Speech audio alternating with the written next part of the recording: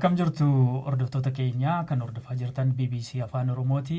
Dhimma haala yeroo keessumaa waraana Iraaniin wal qabatee haalli guutuu addunyaa keessa jiru maaltu jira? Wantoonni haaraan amma dhiyeenya kana ba'an maaltu jira? Isa jedhu marii gabaabaa qabna. Hamzaa Hussein fi Andarajee Gonfaa daqiiqota muraasaaf waliin turra. Mee Hamzaa egaa Ameerikaa fi Iraan gidduutti kallattiinis ta'uu baatu mariin deemsifamaa jira. Deebii adda addaa walii kennaa jiru. Wanni haaraan gidduu kana dhaga'ame maali? Keessumaa immoo waan Doonaald Tiraamp ulaa Hormuuz wal qabsiisee dhiyeessaa jiru maali achirraa kaana? Erga waraanni Iraan jechuun Ameerikaa fi Israa'el wal ta'uun guraan 28 Iraan irratti haleellaa eegalanii ergasii Iraan immoo haleellaa haaloo ba'uu fudhachuu itti fuftee ulaan Hormuuz yeroo sumarraa ka'ee cufamee jira. Ulaan daldala addunyaa fi akkasumas immoo daddabarsa boba'aaf baay'ee murteessaa ta'e. Inni kun cufamuun addunyaa baay'ee miidhe. Isa kana bansiisuudhaaf Ameerikaan keessumaayyuu Doonaald Tiraamp yeroo garagaraatti ergaa akeekkachiisa qabu, ergaa mariituu hin taane ergaa akeekkachiisa qabu dabarsaa ture. Garuu hin dandeenye gama kanaan innumaayyuu qondaalonni warra lixaas dabalatee qondaalonni garagaraa Iraan Ameerikaa irratti yookiin Tiraamp irratti olaantummaa fudhatte jedhaa turanii. Isa kanaaf ammas deeggarsallee gaafatee biyyoonni baay'een hin kennineef.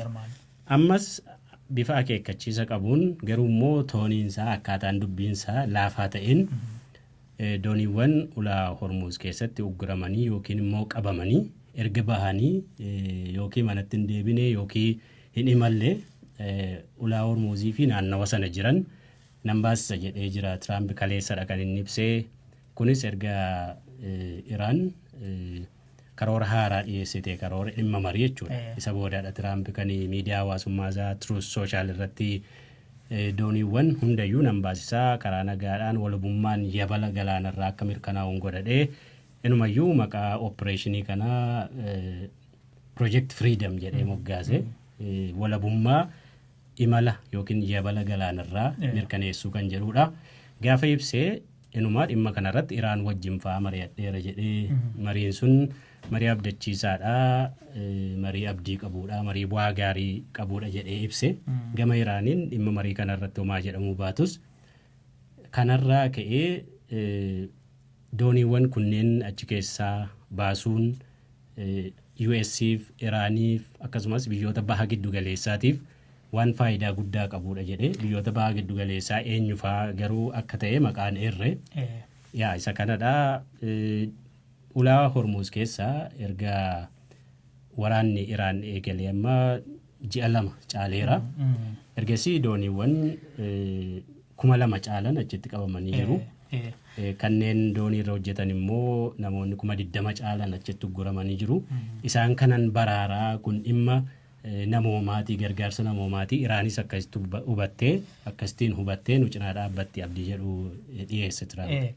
Gama Iraaniin maaltu jedhame isa jedhu itti dhufnagaa akkuma tamma kaafte dooniiwwan hedduun achi keessatti ugguramanii biyyoonni adda addaa dhaabbata mootummoota gamtoomanii dabalatee namoota kanaaf yookiin dooniiwwan achi keessatti ugguramanii jiraniif furmaanni waaraan akka kennamu yeroo adda addaatti waamicha addunyaadhaaf dhiyeessaa jiraniga.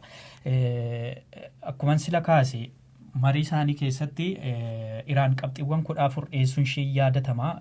Isaan keessaa ulaa Hormuuz akka hin ugguramne Ameerikaan akka kaastu akkasumallee waraana amma adeemsifamaa jiru kan Libaanoositti keessatti taasifamaa jiru dabalatee akka dhaabbatu dhimmi nikularaa Ameerikaan barbaaddu garuu kanaan booda akka ta'u kan ishiin dhiyeessite. Isa kanatti Ameerikaan ammayyuu gammachuu hin qabdu. Kanaaf sadarkaa waliigaluu isaanii yookaan immoo yaada kana fudhachuu Ameerikaa baay'ee ulfaataa natti fakkaata. Ammatti deebiin kennine garuu Tiraamp maal jedha ittiin gammanne waan Iraan dhiyeessaa jirtutti kan jedhudha. So Iraan isamma Ameerikaan humnaan bansiisuudhaaf baajata guddaa yookiin immoo humna waraanaa guddaa ramaddee ulaa Hormuuz kana bansiisuudhaaf marii Iraan wajjin otoo hin taasisin otoo waliigaltee hin taasisin ni danda'ama isa jedhu akaafnu amma. Wanti guddaan isa sanadha. Ammas taanaan warri Tiraamp yookiin qondaalonni Ameerikaa Tiraamp dabalatee ajajji giddu galeessaa Ameerikaa waan kana mariidhaan jedhanii fakkeessan iyyuu malee humnaan akka raawwachuuf deeman wantootni tokko akeekan jiru. Fakkeenyaaf humna waraanaa loltoota haaraa 15,000 ta'an fa'aa opereeshinii kana faana akka ramadan xiyyaarota waraanaa fi misaayiloota hedduu opereeshinii kanaaf akka ramadanii ittiin milkeessuuf akka hojjetan.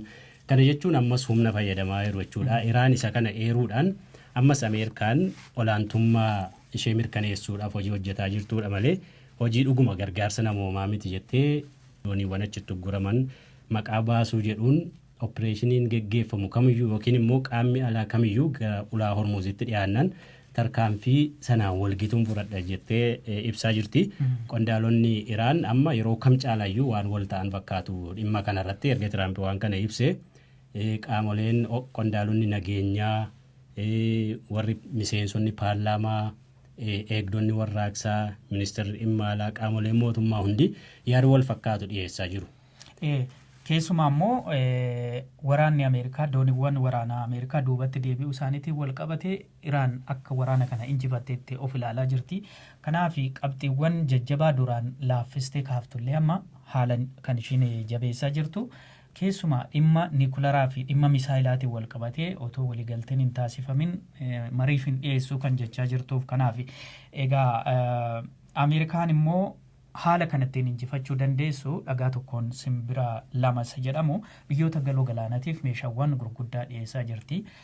Tiraamp yoo Iraan amala badaa agarsiifte yoo ta'e yookaan immoo haala amma jirtu kanaan itti fufti yoo ta'e gara tarkaanfitti deebinaa jechuun isaanii in yaadatama. Kana jechuun dooniiwwan isaanii gara qarqaraatti siqanis ammas haleellaa sanatti deebisuu hin dandeenya yaada jedhu kan kaasanii biyyoota galoo galaanatii fi Ameerikaan meeshaalee waraanaa gara $8 biiliyoona 8.6 ta'u gidduu kana raggaasiftee jirti. Kana jechuun biyyoota akka Israa'el, Kaatarii fi Yuunaayitid Arab Imireet dabalatee meeshaalee waraanaa keessumaa gaa Iraan erga Israa'elii fi Ameerikaan waraana irratti bananii humna ittisaa isaanii haleelaa turte biyyoota baay'ee keessatti miidhaan qaqqabee jira. Meeshaaleen ofirraa ittisuu isaanii dadhabee jira. Tokkoffaa meeshaalee ofirraa ittisan kana kan Ameerikaan isaaniif ergitu, lammaffaa immoo kan haleellaa misaayilaa raawwachuu danda'an. Kana jechuun Ameerikaan gama tokkoon meeshaa waraanaa gurguratti, gama biraatiin immoo biyyoonni kunneen hidhatanii Iraan irratti duuluu akka isaan danda'aniif yoo waliigalteen kun hin danda'amu ta'e gara waraanatti deebi'u yoo ta'e isaanis dhiibbaa akka taasisan meeshaa waraanaa maallaqaan itti gurgurataa jirti jechuudha. Egaa biyyoonni galoo galaanaa haleellaa Iraan irratti raawwataa turteef akkamitti akka deebii kennan irratti torban darbe mari'ataa turani. Kun egaa maal ibsaa? Tokkoffaa Ameerikaan Iraan hin dadhabsiisaa, gama biraatiin immoo meeshaa waraanaa gurgurataa akka jirtu addunyaa irratti egaa Ameerikaan meeshaa waraanaa gurgurachuudhaan biyyi ishiidhaan dorgomu hin jiru.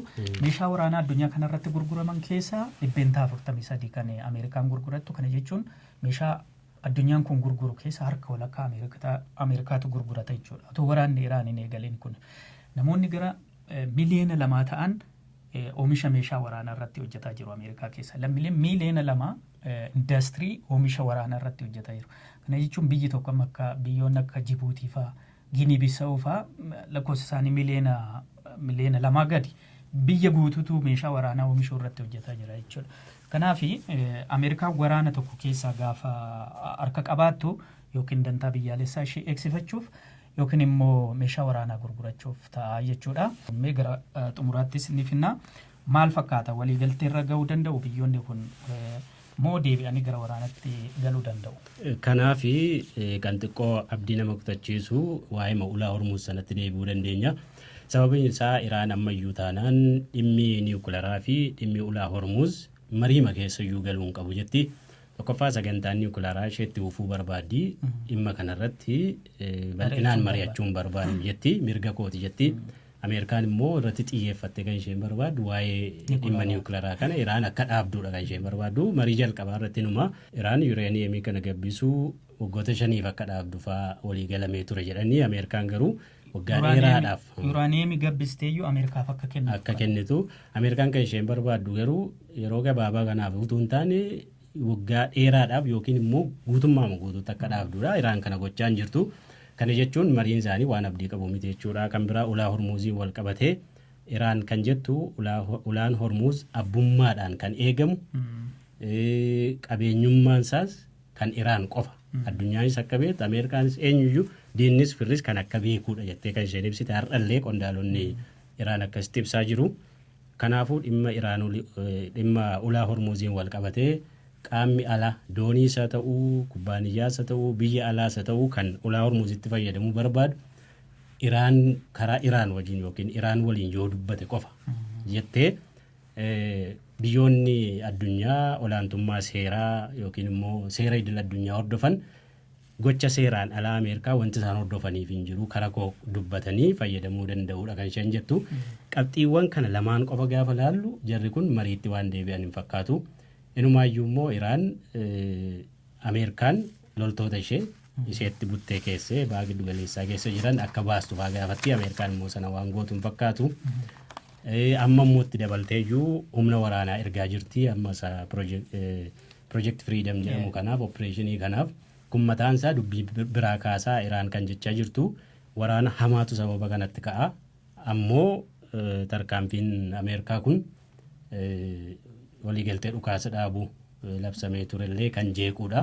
Ameerikaan kanatti bufti taanaan isheenis waraanatti akka deebituudha kan isheen dhaadachaa jirtu jechuudha.